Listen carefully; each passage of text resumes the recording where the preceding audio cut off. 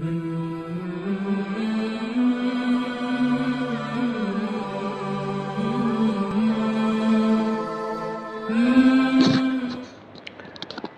dan syukur mari kita panjatkan kepada Allah Subhanahu wa taala sehingga malam hari ini kita bisa berkumpul untuk menjalankan kewajiban kita kepada Allah Subhanahu wa taala.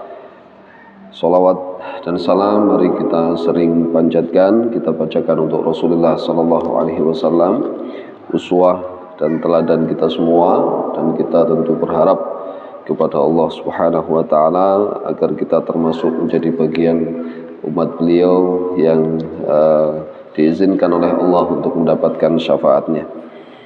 Jamaah salat maghrib yang dimuliakan oleh Allah Subhanahu wa taala, di kesempatan malam hari ini insyaallah saya akan menyampaikan tentang bab salatil kusuf yang disebutkan oleh muallif rahimahullah dalam syarah Umdatul Ahkam.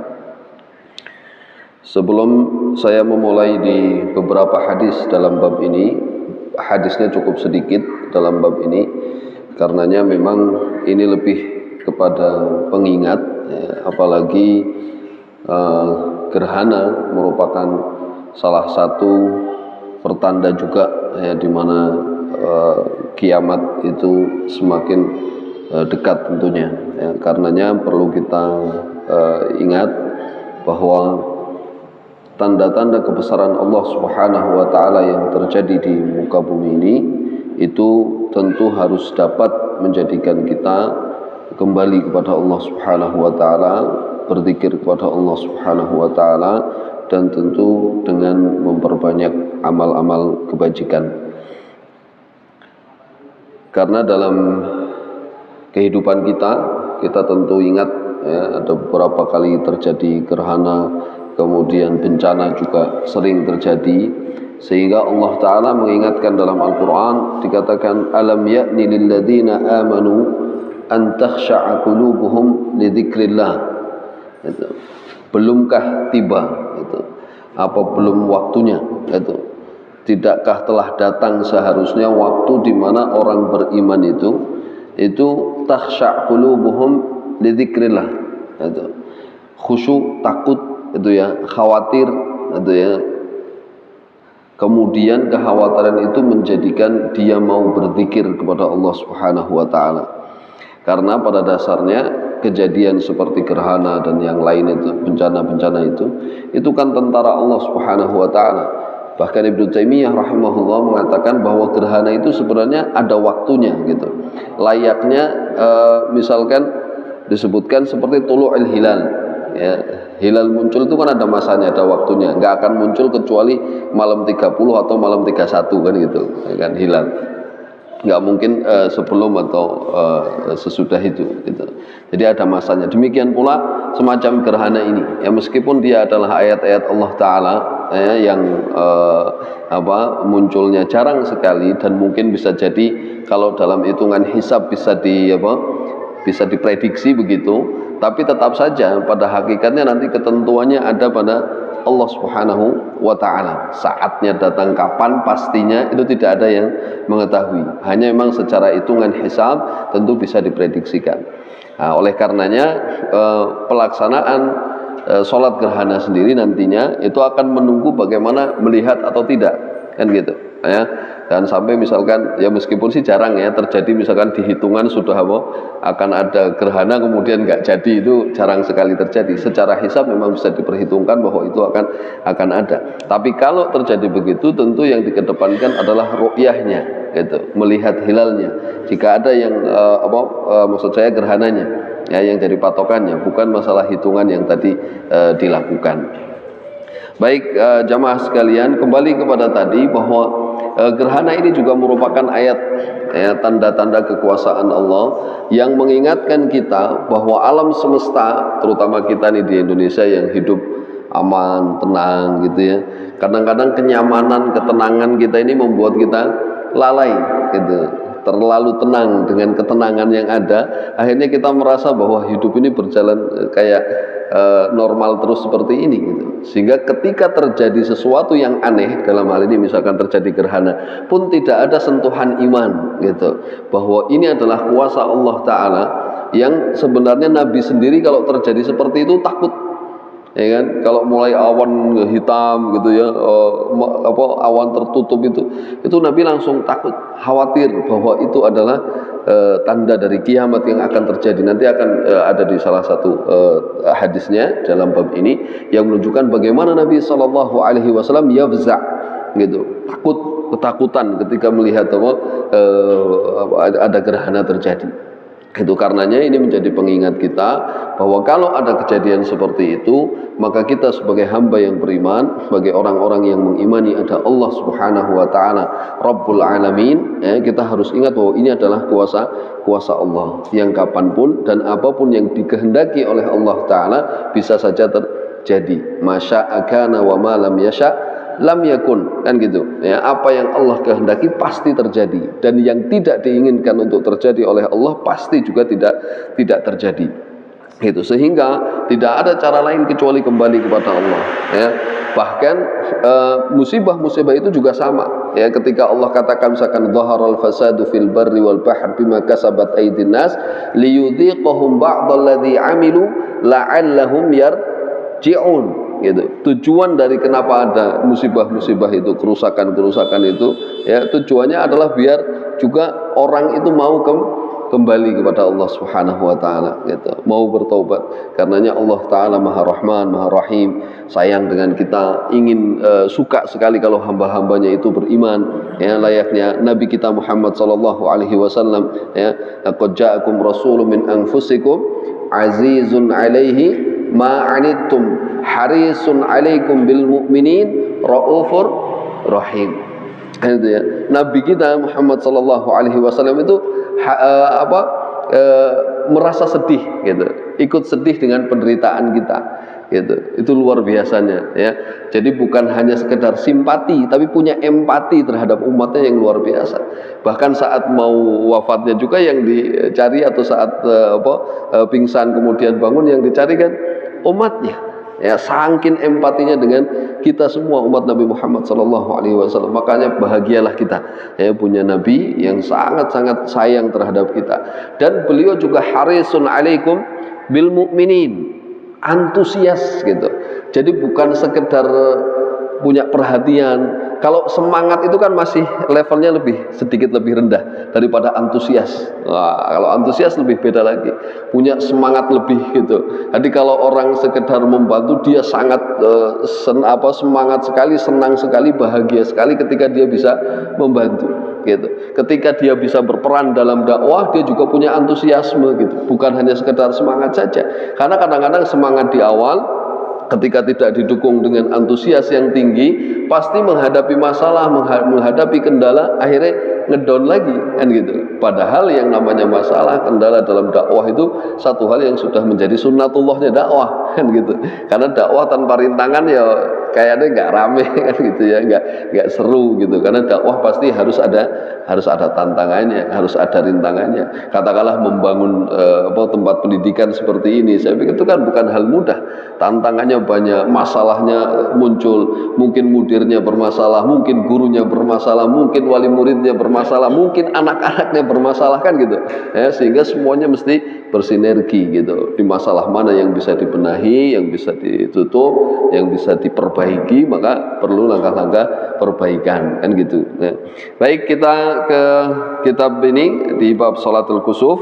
Di hadis yang pertama dari Aisyah radhiyallahu anha, an Aisyah radhiyallahu anha anna syamsa khasafat ala ahdi Rasulillah sallallahu alaihi wasallam faba'atha munadiyan yunadi as-salata jami'ah fajtama'u wa taqaddama fakabbara wa shalla arba'a raka'atin fi rak'ataini wa arba'a sajadat ya. Di hadis yang pertama ini dari Aisyah radhiyallahu anha yang menyampaikan bahwa pada masa Nabi sallallahu alaihi wasallam matahari pernah khasafat, pernah gerhana, ya, dan memang ini sekali-kalinya, ya, di zaman Nabi Shallallahu Alaihi Wasallam peristiwa ini hanya di matahari, gerhana matahari, sedangkan gerhana bulan tidak terjadi pada masa Rasulullah Shallallahu Alaihi Wasallam.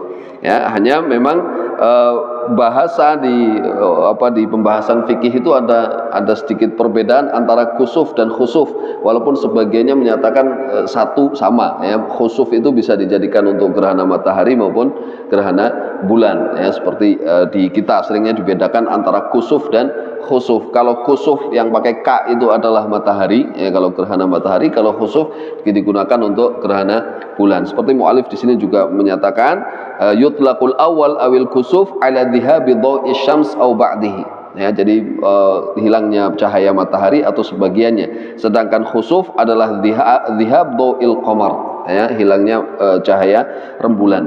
Hanya saja kalau kita lihat di teks-teks hadis yang menjelaskan tentang gerhana matahari ini menggunakan huruf kha, ya, bisa khosafat, bisa khusifat, ya, jadi menggunakan kha, jadi khusuf, ya, khusuf ini.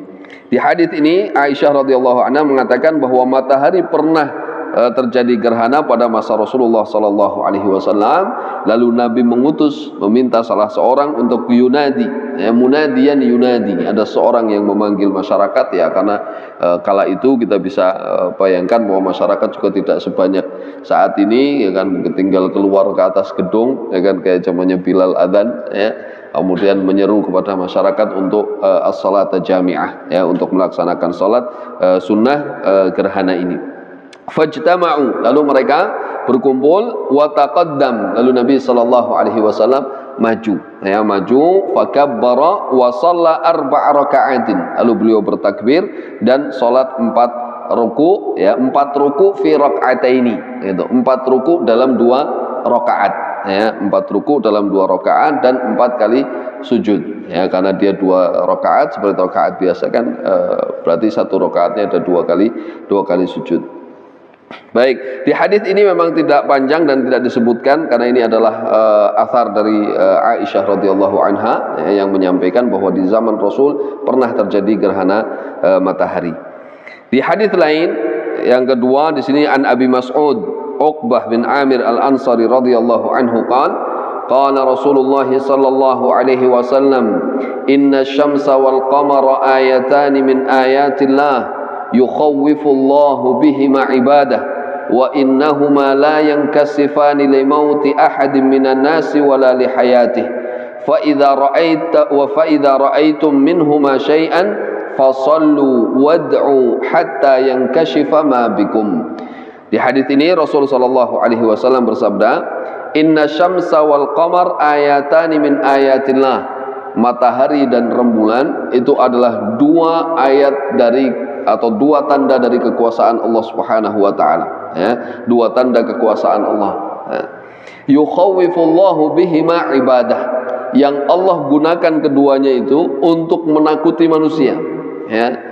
Dan ini menakuti memang biasa, istilah menakuti. Katakanlah kalau kita misalkan dakwah ada menakut-nakuti orang dalam sisi mengingatkan dengan neraka, ya kan, mengingatkan dengan adanya siksa dan sebagainya, itu satu hal yang tidak mengapa. Jadi jangan dakwah kok meden-medeni wong.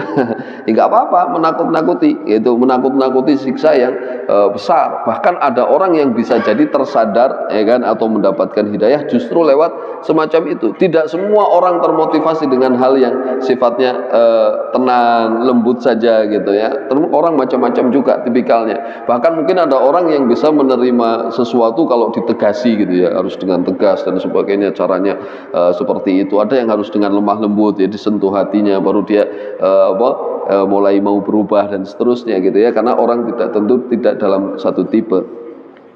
Yukhawwifullahu bihima ibadah wa innahuma, dan keduanya itu la yankasifani li mauti ahadin minan nas wala li hayatihi, dia tidak terjadi gerhana karena matinya seseorang atau juga bukan karena hidupnya seseorang, artinya lahirnya seseorang, ya, tidak ada kaitannya.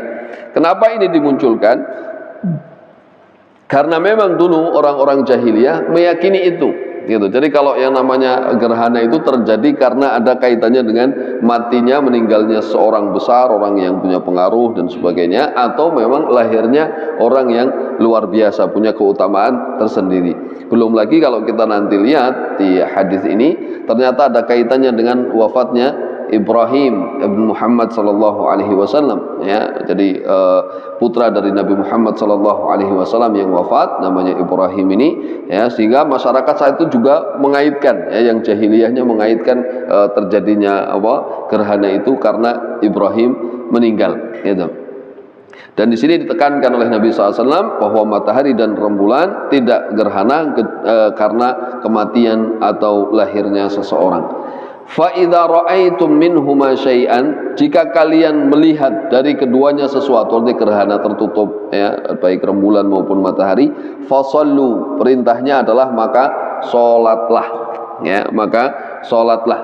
Wad'u, fasallu wad'u, maka salatlah dan berdoalah kalian hatta yang kashifa ma bikum, sampai gerhana itu selesai, gitu. Nanti juga disebutkan di sini bagaimana perintahnya, anjurannya. Kalau kita sholat, ternyata sholatnya ya kira-kira, apalagi durasinya kan kita sekarang bisa tahu, ya, kemungkinan fullnya itu dari jam berapa sampai jam berapa, seperti itu. Maka ada anjuran sholatnya diperlama sehingga sampai selesai. Meskipun nanti juga dijelaskan oleh mu'allif rahimahullah bahwa kalau memang belum selesai, maka harapannya setelah sholat itu tidak langsung bubar, tapi berdoa, berzikir, istighfar, gitu, ya, sampai gerhana itu terselesaikan, gitu. Kenapa? Ya karena berarti kondisi itu masih mengkhawatirkan, ya, kondisi itu masih mengkhawatirkan, masih harus membuat kita takut dan menjadi pengingat bahwa ini adalah kuasa Allah Ta'ala yang bisa saja menyebabkan terjadinya sesuatu di alam semesta ini, atas kuasanya tentu saja,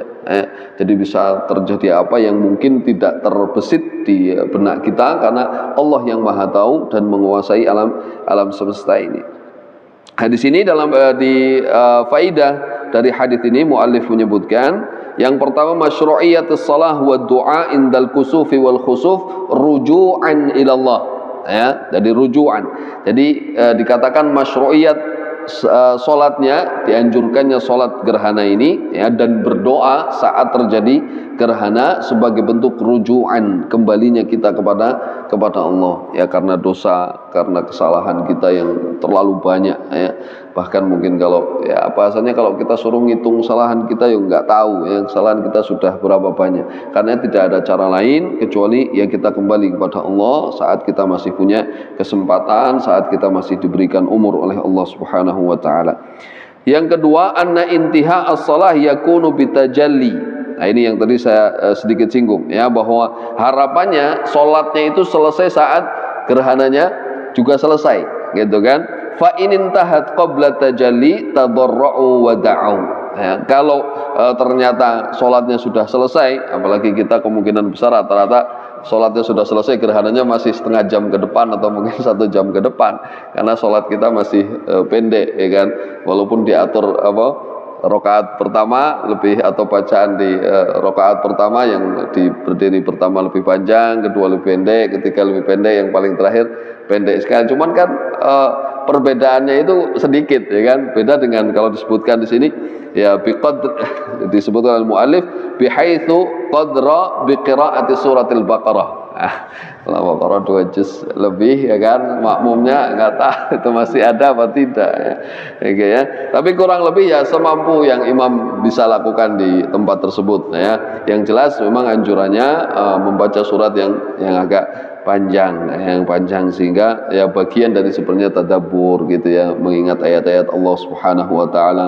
Nah, kalau yang sedang terjadi gerhana itu kan ayat kauniyah, ya, ayat yang bisa kita lihat di alam semesta. Sedangkan saat kita sholat gerhana, otomatis kita dianjurkan untuk mendengarkan ayat-ayat Qur'aniyah, ya, ayat-ayat firman-firman Allah Ta'ala, yang di dalamnya tentu saja banyak sekali hal-hal yang disampaikan oleh Allah Subhanahu wa ta'ala, baik yang sifatnya tentang kaun, juga tentang alam, atau tentang diri kita, atau tentang tadi misalkan kayak ayat yang dibacakan imam tadi, ya, kita diingatkan kepada neraka Allah Subhanahu wa ta'ala, yang kalau di surga itu dikatakan uiddat lil muttaqin, ya, ma la ainun ra'at wa la udhunun sami'at wa la khatara ala qalbi bashar. Ya hampir sama kurang lebih yang di neraka juga begitu. Kita tidak bisa nebak-nebak siksanya anunya kayak apa gitu. Paling yang kita tahu ya sesuai yang pernah disampaikan oleh Nabi Shallallahu Alaihi Wasallam.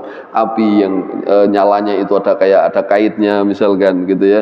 Kemudian tingkat panasnya yang sekian kali lebih besar daripada panas di bumi dan seterusnya gitu. Tapi selain dari itu tentu sesuatu yang mungkin tidak bisa diduga-duga gitu. Ya bayangkan tadi kalau yang di surat yang dibaca itu sampai ke dalam dalam dada, dalam panasnya itu nyampe ke dalam gitu ya, dalam tubuh kita nyampenya. Makanya perlulah kita kiranya sering diingatkan dengan ayat-ayat tentang nar, ayat-ayat tentang neraka. Di samping kita juga perlu motivasi dengan ayat-ayat surga begitu, tapi tetap juga kita mesti diingatkan biar seimbang gitu ya, biar kehidupan kita ya kadang ada enaknya ya kan, ada senengnya tapi juga ada sedihnya. Jadi jangan salah kalau misalkan ada orang imam khutbah atau imam ngimami nangis, berkhutbah nangis, ya wajar kalau dia memang merasakan itu gitu ya, merasakan apa yang dia sampaikan, apa yang dia baca, kemudian tersentuh hatinya dan kemudian mengeluarkan air mata. Itu satu hal yang wajar ya, sah-sah saja gitu, tidak ada pengaruh ke yang lain. Bahkan itu mungkin perlulah kita contoh ya. Bahkan Nabi Shallallahu Alaihi Wasallam itu kan memang mengajarkan kita untuk katakanlah kalau misalkan tidak bisa menangis pun ya, ketika kita membaca ya apa ya bahasanya yang masih di kita pura-pura nangis atau ya bahasanya pura-pura ya, tapi ya seperti itulah harapannya kita memang betul-betul bisa merasakan apa yang dibaca, apa yang dipelajari. Karenanya kita penting lah ya, penting mulai belajar ayat-ayat Allah Subhanahu wa taala. Sekarang kan medianya banyak ya, kalian pengen baca apa sih? Katakanlah misalkan arti dari surat Al-Humazah misalkan, kan tinggal dibuka ya, asal kita mau saja. Sekarang dari terjemah yang tadinya satu blok begitu, sekarang ada perkatanya sampai sekarang sudah, bahkan kalau yang belajar nahwu ada Quran i'rab ya kan gitu ya, yang mau belajar tafsir pakai bahasa Jawa juga ada bahasa Jawa, semuanya lengkap sebenarnya. Hanya memang kemauan kita yang tadi bukan hanya kemauan, tapi kita nggak punya antusias gitu ya, untuk belajar tuh kurang antusias gitu. Kita cuma pengen gitu kan, tapi antusiasnya nggak ada. Karena kalau antusias otomatis pasti didorong oleh sikap perilaku yang kemudian ada aksinya lah, ada kegiatannya. Kalau kita hanya ingin misalkan nih sekolah ini pengen berkembang, tapi nggak ada aksinya ya pasti nggak akan muncul kan gitu. Harus ada bukan hanya sekedar semangat ya, tapi ada antusiasme yang tinggi dari yang memiliki kewajiban untuk mengembangkan itu gitu. Ini ya, kemudian di sini dikatakan zahirul hadits annahum yusallun walau sadafa waqtan nahyi wa huwa sahih. Ya, jadi kalau misalkan nanti gerhananya terjadi di waktu yang terlarang ya, misalkan waktu habis subuh, misalkan ternyata habis subuh terjadi gerhana matahari misalkan, atau misalkan asar ya kan, habis asar juga boleh dilakukan sholat gerhana meskipun dalam waktu yang terlarang ya, mengingat ini adalah salah satu sholat yang dawat asbab ya, termasuk sholat yang memiliki sebab tertentu sehingga boleh dilakukan meskipun pada waktu yang terlarang.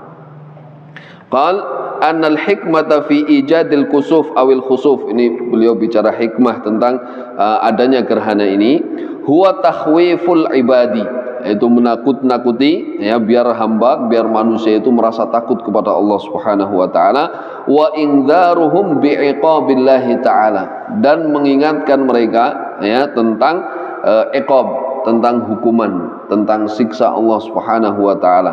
Wa iz'ajul qulub as-sakinah bil ghaflah ya, beliau sampai mengatakan dan menggoncang mengusik jiwa manusia yang tenang karena kelalaian. Bahasanya di zona nyaman gitu ya, orang yang biasa nyaman anteng begini gitu ya, alam masya Allah indah terus gitu ya, itu sengaja Allah sentuh itu biar orang takut kepada Allah Subhanahu wa taala. Oh ternyata matahari yang biasanya indah begini bisa tertutup ya kan, bisa siang hari bisa menjadi seperti malam dan seterusnya, dan itu harusnya bisa mengingatkan kita akan kuasa Allah Subhanahu wa taala.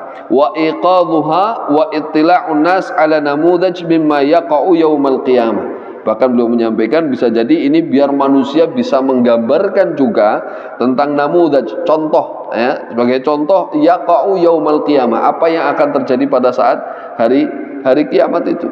Itu bagaimana nanti misalnya idza zulzilatil ardu zilzalaha, ya kan, ketika ard itu dizulzilat, digoncangkan oleh Allah Subhanahu wa taala, ya, kemudian dikeluarkan semua isinya, kan bisa kebayang semua itu mungkin terjadi, padahal saat ini kondisinya nyaman-nyaman saja seperti ini, tapi dengan kuasa Allah itu semua bisa terjadi, ya, layaknya matahari yang biasa terbit dari timur nanti terbitnya dari barat dan seterusnya, ya, itu bukti. Bahkan kemarin saya lupa di mana itu saya baca sudah mulai ada penelitian, ya, di mana matahari sudah mulai ada pergeseran, ya, itu mengkhawatirkan. Ya, sebenarnya bagi orang yang beriman, lahirnya Nabi Shallallahu Alaihi Wasallam, diutusnya Rasul Shallallahu Alaihi Wasallam, wafatnya beliau itu juga tanda bahwa kiamat semakin dekat, ya kan? Karena Nabi sendiri mengabarkan antara saya diutus dengan kiamat itu juga sebentar, sudah dekat, gitu. Karenanya ya kita memang tidak ada cara lain kecuali terus menambah pundi-pundi kebaikan, ya. Bahkan Nabi Shallallahu Alaihi Wasallam memotivasi kita semua, bahkan kalau kita tahu besok mau kiamat kita masih megang benih, ya kan, maka suruh ditanam, gitu. Kenapa? Karena yang dicari bukan sekedar benihnya tumbuh, tapi amal kitanya sendiri, gitu. Kita butuh amal, gitu. Kita butuh aksi, kita butuh bekerja, kita butuh berbuat, gitu. Masalah nanti tumbuh atau tidak pun tumbuh itu bukan urusan kita, itu urusan Allah Subhanahu wa taala yang akan menumbuhkan itu, gitu. Sehingga kalau kita beramal tidak perlu berpikir nanti gimana hasil bukan urusan kita. Yang menjadi tugas kita adalah menyampaikan, ya, dakwah itu menyampaikan. Masalah dia ikut atau tidak, atau mendengarkan kita atau tidak, mengamalkan apa yang kita sampaikan, itu bukan tanggung jawab kita, ya, itu tanggung jawab Allah Subhanahu wa taala yang akan memberikan hidayah kepada mereka atau tidak. Kemudian wal i'lam annahu yu'khadz bidzambi man la dzambalah, ya. Bahkan dikatakan ini untuk mengingatkan bahwa kejadian seperti itu bisa mengingatkan bahwa nanti siksa itu tidak hanya terjadi pada orang yang berdosa, gitu. Bisa saja orang-orang saleh yang ada di situ juga terkena dampaknya, terkena efeknya, gitu. Ya, maka jangan salah kalau misalkan kalau suatu daerah misalkan ada yang taat tapi kemudian ikut pula dihancurkan, karena nanti memang yang membedakan saat mereka di akhirat, ya kan, kemudian mereka dibangkitkan oleh Allah Subhanahu wa taala ala qadri niyatihim, sesuai dengan niat mereka. Tapi saat di dunia mereka akan sama-sama dihancurkan oleh Allah Subhanahu wa taala. Dan ini juga menjadi motivasi kita biar kita tidak diam terhadap sesuatu yang keliru di masyarakat kita, gitu. Sesuatu yang salah yang terjadi di lingkungan kita perlu kepedulian, perlu punya empati kayak Nabi itu, ya. Harisun alaikum, hirs, punya semangat yang luar biasa, gitu, untuk membenahi, untuk memperbaiki. Kenapa? Karena kalau baik, lingkungan itu baik, maka rahmat Allah taala kan turun untuk semuanya, ya. Allah katakan walau anna ahlal qura amanu wattaqau lafatahna alaihim barakatim minas sama', ya kan, gitu. Kalau penduduk negeri itu kan penduduk nggak mungkin satu orang, ya kan, ada di situ ada komunitas. Nah, kalau mereka komunitas itu baik, ya kan, maka insya Allah keberkahan juga akan turun untuk semuanya. Karenanya kita mesti punya kepedulian terhadap lingkungan kita, sekitar kita, masyarakat kita, gitu kan, agar mereka bisa baik bersama. Kenapa? Karena kalau mereka buruk dibiarkan, kita sendiri mungkin yang dalam kondisi tidak ada masalah mungkin nanti kena imbasnya, kan, gitu. Nah, ya, kalau tercontoh misalkan di kaitannya dengan riba, ya, yang saat ini banyak sekali marak dan mungkin orang hampir dibuat putus asa, tidak bisa lepas dengan hal-hal semacam itu. Orang yang kepepet mau bayar sekolah, orang yang mungkin ada kontrakan mau habis, macam-macam lah, ya. Akhirnya karena alasan kepepet itu kemudian akhirnya nyari pinjaman-pinjaman meskipun di situ dengan menggunakan sistem riba. Ya, bahasanya kepepet, ya kan. Akhirnya dengan dalih kepepet itu kemudian ya dilakukanlah itu. Padahal ya sebenarnya mungkin kalau diupayakan, kita berhusnudzon, kalau diupayakan lebih jauh lagi kemungkinan masih bisa dia mendapatkan solusi-solusi lain, ya. Tidak seharusnya dia terus kemudian ini saya sudah berusaha nggak ada cara lain kecuali ini, gitu, ya.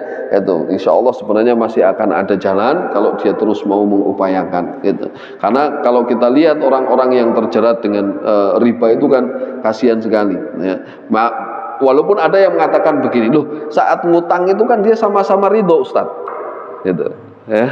Saat ngutang itu dibilangnya sama-sama ridho. Kalau sama-sama ridho kan nggak apa-apa loh. Kata siapa ridho? Orang di kondisi terpepet itu jangankan cuma sekedar dikasih 1%, 2%, 5%, 10%, mungkin 50%, 100% pun mungkin akan diterima. Kenapa? Dia justru merasanya tertolong saat itu, ya kan? Saat kepepet itu merasanya pasti tertolong. Alhamdulillah masih ada yang mau ngutangi gitu kan. Tapi pada dasarnya dia tidak sadar bahwa apa yang dia ambil itu adalah jebakan yang luar biasa, yang justru akan membuat kehancuran untuk dirinya. Karena Allah mengatakan yamhaqullahu ar-riba wa yurbis sadaqat. Allah akan yamhaq, ya, menghancurkan, tapi menghancurkannya pelan-pelan. Itu kata mahaq. Kata mahaqo yamhaqu itu hancur tapi alon-alonan ya. Dan itu ternyata terbukti kalau di ekonomi saat ini, di ekonomi syariah dibahas itu bahwa kondisi inflasi itu ya, menurunnya nilai mata uang yang kemudian menyebabkan orang tidak daya belinya sangat rendah, itu karena faktor itu riba yang barokahnya itu semakin hilang karena riba itu yamhaqullahu riba, termasuk naiknya utang negara kita ya, yang bunganya semakin itu bukti dari rusaknya sistem riba yang itu sangat berbahaya sekali gitu, sangat berbahaya. Dan kalau sudah kejebak ya sudahlah, sulit ya. Walaupun saat ini saya jarang melihat ada misalkan ada rumah disita, tanah disita.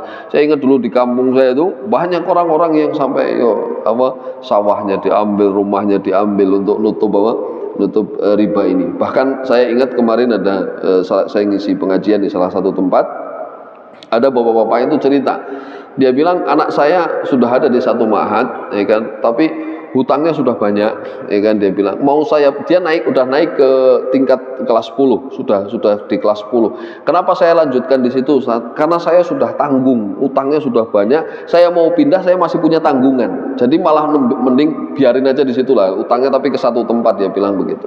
Setelah selesai saya pulang, jalan bareng dengan saya, kemudian dia nunjukin rumahnya dia yang sudah disegel, ada segel dari bank yang jelas, tapi alhamdulillahnya bapaknya masih kuat, masih hadir di pengajian ya, usahanya dia tetap berjalan. Tapi itu tadi dia memberikan gambaran ke kita bagaimana kondisi ekonomi, apalagi ditambah dengan jebakan tadi itu ya, sudah terjebak seperti itu. Dan itu ya bahasanya tinggal ngitung hari, kalau di hari itu dia tidak bisa bayar ya alamat rumah itu sudah jadi milik bank ya. Jadi tolong diperhatikan lah, hutang piutang memang menjadi masalah besar dalam kehidupan kita, tapi tentu kita harus berhati-hati ya. Apalagi saya ingat juga bahwa di suatu hari saya lihat buku kitab Sahihain, Jama' baina Sahihain.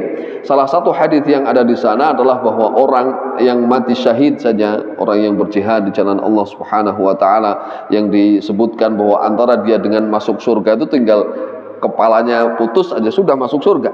Tapi ketika dia punya utang, nyangkut itu nggak jadi, ditunda masuk surganya sampai hutangnya dipenuhi. Nah, karenanya perlulah kiranya kita berpikir yang serius gitu ya, bagaimana caranya untuk tidak terjerat ke jebakan-jebakan semacam itu, karena khawatirnya justru kita akan semakin hancur, bukan semakin tertolong ya. Karena itu ya sesuatu yang memang sudah dilarang ya, bahkan disebutkan nantangin perang ya gitu ya sama Allah dan Rasulnya kalau orang-orang yang tetap terlibat di dalam riba. Nah, sehingga di sini perlu kiranya kita ingat bahwa orang yang tidak berdosa pun ya, tidak salah pun di satu komunitas, satu tempat, bisa jadi nanti dia juga kena azab ya kan, meskipun nanti di akhiratnya tentu dia akan dibangkitkan sesuai dengan niatnya masing-masing.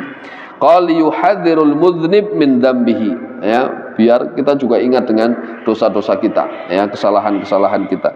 Wa yuhadzirul muti'u al-asiya ya, dan orang yang muti, yang taat, juga memberikan peringatan kepada orang yang bermaksiat ya. Pagi ini saya bangga nih murid saya yang ikut dengan saya tadi siang ngajakin ngajakin orang tukang sumur bor, kebetulan ada lagi buat sumur bor, waktunya sholat diajakin sholat, jawabnya saya nggak sholat itu waktu bapak itu ya, husnudzon mungkin lagi nggak sholat atau Untuk untuk ya, nggak mungkin untuk laki-laki kan sudah ya seumuran 27, udurnya karena nggak dapat hidayah mungkin.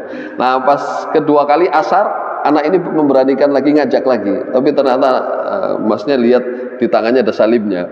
Ini salib beneran orang Kristen atau wallahu a'lam ya. Tapi yang jelas kita apresiasi ya, ajakan dakwah seperti itu penting. Ya, ngajak orang, ada orang yang bekerja di lingkungan kita ya kan, kemudian waktunya sholat diajakin mas yuk sholat itu, jangan sampai dia tukang bekerja di rumah kita ya, saatnya adzan sholat malah dibiarkan bekerja begitu saja tanpa kita ingatkan untuk sholat ya.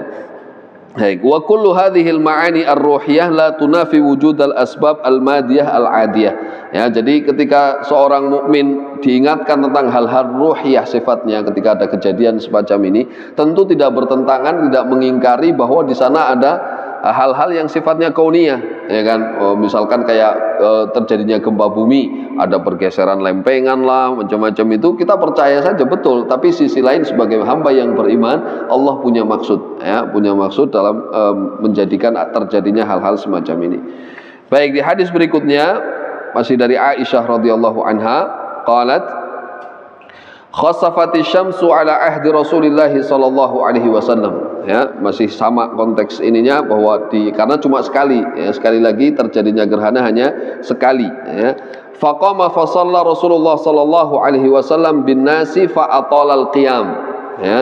Lalu Nabi SAW salat ya, mengimami masyarakat saat itu, fa atala al-qiyam. Beliau memperlama berdirinya ya, berdirinya lama. Tsumma raka'a fa atala ar-ruku'. Nah ini sudah mulai teknis bagaimana pelaksanaan sholat gerhana.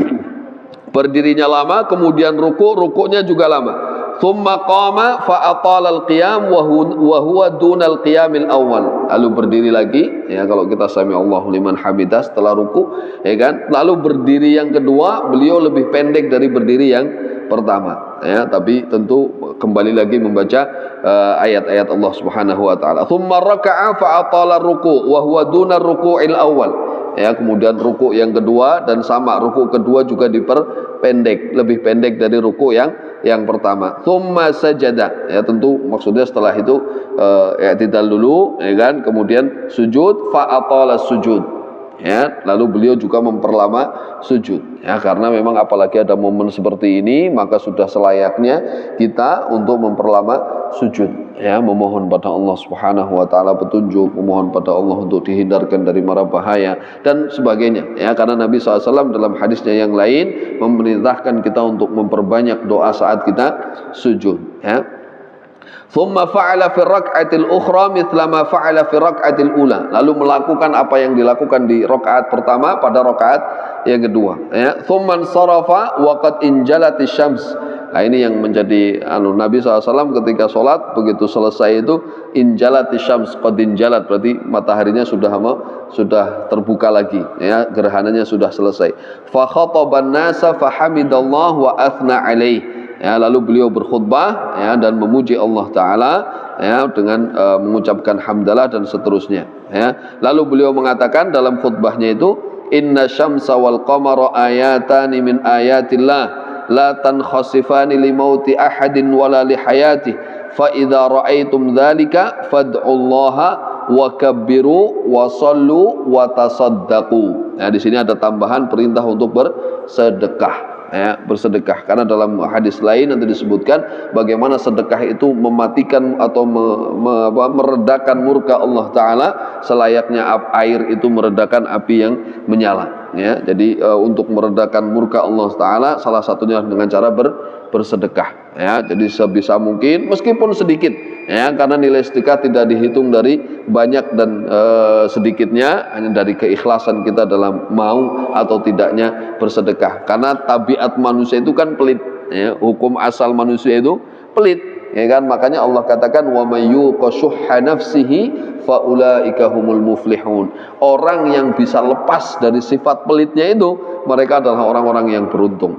gitu ya, karena memang tabiatnya pasti pelit lah. Uang saya yang ngupayain kan gitu logikanya ya, saya yang mengusahakan gitu, berangkat kerja pagi pulang sore gitu kan. Ketika hasil punya uang ya, maka dalam Islam ada perintah untuk memberi ke orang lain ya. Kalau tabiat manusia pasti ya dicekeli duitnya ya kan, nggak mau dikasihkan kepada orang lain. Tapi tentu sebagai seorang muslim ada perintah dari Allah dan Rasulnya untuk bersedekah ya. Thumma qala ya ummata Muhammad. Nah ini pesan Nabi SAW kepada kita. Wahai umat Muhammad, wallahi ma min ahadin aghyaru min Allah subhanahu min an yazniya abduhu aw tazni amatuh. Ini pengingat ya buat kita, dan karena memang kejadiannya apalagi di saat-saat ini banyak sekali kejadian di umat manusia. Wahai umat Muhammad, demi Allah kata Nabi SAW, ma min ahadin aghyar min Allah. Tidak ada seorang pun yang lebih cemburu dari Allah Ta'ala ya, ketika ada seorang hamba yang berzina ya, atau ada seorang budak perempuan yang berzina ya. Dan masalah ini, masalah zina ya, saat ini sedang banyak sekali terjadi ya. Kemarin ada mobil kecelakaan, di dalamnya ada anak SMA yang di mana itu, Jambi apa di mana. Kemudian sebelumnya ada bapak-bapak umur 50 selingkuh sama guru SD, baru masuk hotel, baru sebentar bapaknya di atas tubuhnya pingsan, nggak bisa bangun lagi, mati ya kan. Itu apa ya, kuasa Allah Subhanahu wa Ta'ala ya, yang tidak mungkin bisa dihindari. Mati tidak ada yang tahu kapanpun dimanapun. Makanya kita harus sering-sering meminta kepada Allah untuk diwafatkan dalam keadaan yang baik, karena tidak ada yang tahu. Kayak gitu baru niat mau berzina ya kan, mungkin belum malah ya, tapi akhirnya mati, atau mungkin juga sudah ya, dan kemudian Allah wafatkan ya, Allah matikan orang itu dalam kondisi seperti itu. Tentu itu tidak diinginkan oleh siapapun sebenarnya ya, yang masih punya akal sehat gitu kan. Hanya saja memang ya karena dorongan, saya sering mengatakan kita hidup tidak sendirian gitu. Kita diciptakan tidak sendirian, ada setan yang selalu mengajak kita ya kan, menyeru kita, merayu kita untuk melakukan hal-hal yang tidak baik. Karenanya kita butuh istiqomah, butuh teman gitu, teman-teman yang baik, teman-teman yang saleh, yang mengingatkan kalau kita sedang futur ya, yang sedang, kalau kita lagi tidak semangat ada yang menyemangati gitu, dan seterusnya, termasuk bekerja sama dalam kebaikan gitu ya. Kalau kita misalkan sudah punya lembaga, bagaimana cara lembaga itu biar tumbuh besar dan sebagainya, kan perlu koordinasi, perlu bicara, perlu ide, perlu masukan. Kalau ada masukan didengar, kemudian barangkali bisa dieksekusi kan gitu ya. Tidak hanya kita mengandalkan diri kita, karenanya tadi ya, kita butuh sahabat-sahabat yang bisa menyokong kita, menguatkan diri kita saat kita sedang dalam keadaan lemah ya. Dan ini masalah zina ini yang masalah yang besar dan termasuk dosa besar ya, dan hal ini hari-hari ini sedang banyak sekali terjadi di masyarakat kita, naudzubillah.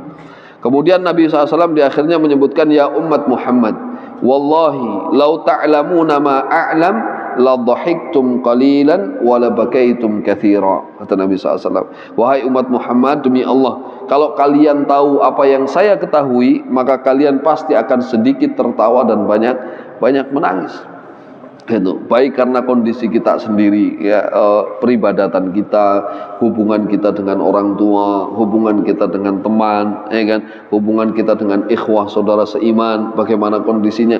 Banyak yang perlu kita tangisi sebenarnya gitu. Kita belum bisa memberikan hal-hal baik. Contoh orang tua kita sendiri ya, kita sudah berbuat apa sih untuk orang tua kita ya, orang tua yang dari dulunya sudah mengandung kita, membesarkan kita ya kan, sampai kita mungkin sampai tua pun ya, kitanya sama-sama tua, bahkan ya, kadang-kadang kita ketemu tua sama orang tua kita pun kita belum bisa membalas kebaikan-kebaikan mereka gitu. Ya, belum bisa membalas kebaikan-kebaikan mereka. Karenanya tentu kita perlu bersemangat ya, kalau kita misalkan masih mendapati orang tua kita masih hidup, maka harapannya kita bisa berbakti, karena itu adalah salah satu pintu kebaikan ya, pintu surga yang disediakan oleh Allah Subhanahu wa Ta'ala untuk kita. Andai mereka sudah wafat, maka tidak ada cara lain kecuali kita terus mendoakan ya kan, kemudian sambung silaturahmi dengan orang-orang yang menjadi teman orang tua kita ya, karena berbuat baik kepada teman orang tua kita itu adalah bagian dari birrul walidain Ya, ini yang mungkin sering juga kita lupakan. Jadi kalau orang tua kita punya teman baik, maka nanti kita perlu berbuat baik kepada mereka, gitu. Karena itu bagian dari birrul walidain juga, ya.